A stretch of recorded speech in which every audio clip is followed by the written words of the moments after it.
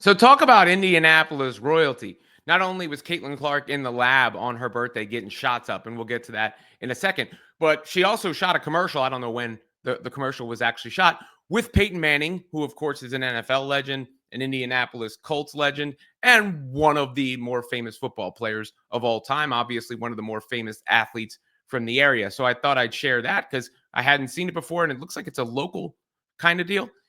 Max Lewis is the person who captured the video, and this is airing apparently on local TV stations in the Indianapolis area.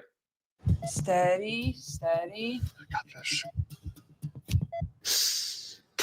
I don't think that's right, Peyton. Being a heart surgeon is tough. I know. The whole cardiac team at Ascension St. Vincent is so skilled. They can do it all, even the most complex heart surgeries. How about we leave it to the professionals? I like that. Get expert care for hearts big and small at Ascension St. Vincent.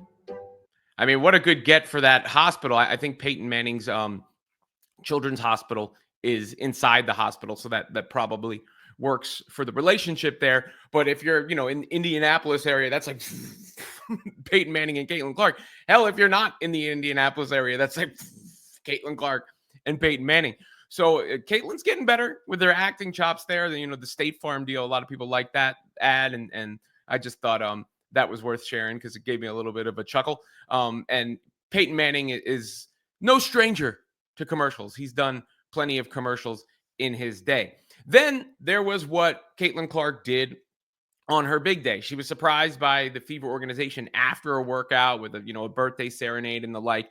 But it was the video that they shared of her workout that blew up everywhere. And that's because Caitlin Clark was knocking down threes. 50 of 54, according to the team on the post. I mean, we could sit here and count on the video, but I'll run it in the background here. And you see Caitlin getting those shots up. Swish. Swish. Now, she could be prepping in part for the three-point contest. It seems almost a lock. She's going to be participating in NBA All-Star Weekend.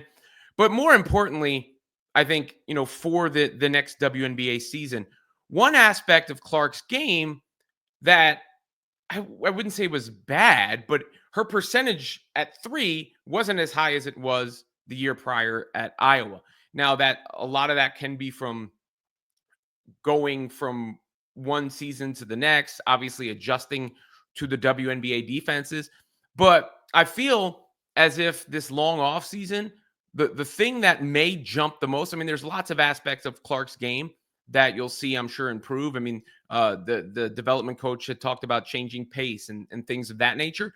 But one easy way for Clark to take a leap in her second year is simply to shoot a better percentage from three. Now, there's a period of time in the season where she was shooting better from deep three than on normal threes. These are routine, run-of-the-mill threes. You see her canning out all of them. Now, look, this is without defense. A lot of players can, shoot the ball really well. But it looks like her form is crisp and refined. And I think when you take into combination the fact that Clark is going to have fresh legs before next season because she hasn't had that extended period of time off from basketball. I mean, who knows when the last time she did? Obviously, she had none this past year in her rookie year in the WNBA. So the fresh legs will be a factor. Another thing that will be a factor is that she is able to tighten up her form, right? Able to work on the mechanics a little bit. It doesn't look like a change here, but just, little things that may have been off or slightly off or whatever the case may be. And you see that one went in and out. It was right on line. All the rest of them, she is knocking down here. Cash. And look, she's repeating that same motion every time. It looks exactly the same every time. There's no difference in any of these shots, right? You would look like you were seeing a replay.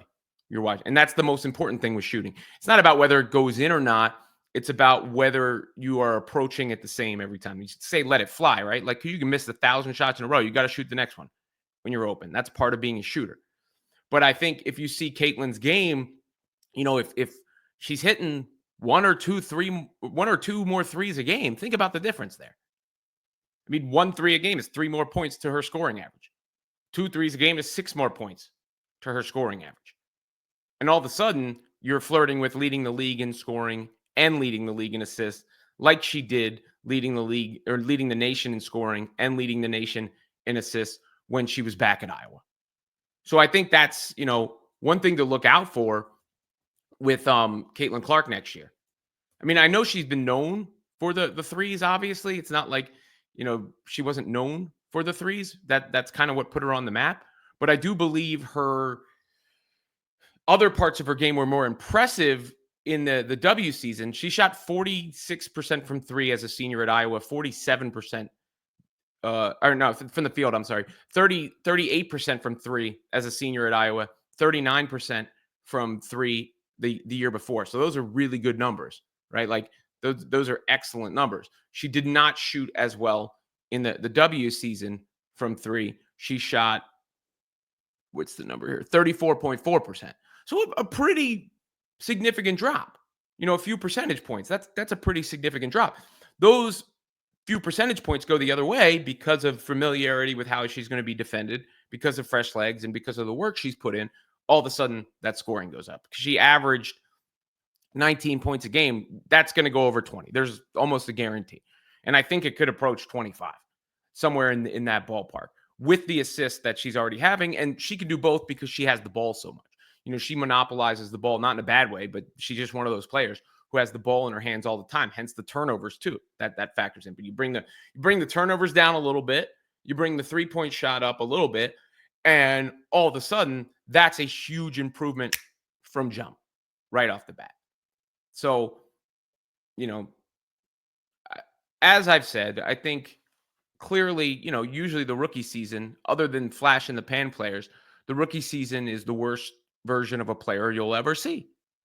And it has to be a scary thought for the rest of the WNBA if that was the case with Caitlin Clark, because she did things no one else has ever done in league history as a rookie.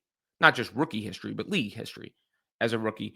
And I feel that's only going to go up from here. What is she, plus 275 to win? Whatever the odds are for Caitlin Clark to win MVP, now is the time to get in on them. If you're partake in sports betting, I would recommend now being the time to get in on the MVP odds for Caitlin Clark before all the money comes in. I like Nafisa Collier in that race next year too. But, Clark, I think she's, with this time, it feels like forever because it is only January. They don't play again until May. Think about that. But we know she's been working. Just because they don't share every video, she's been working. Hell, she was putting in work on her birthday. So that's probably enough proof, as is shooting 50 of 54 from three.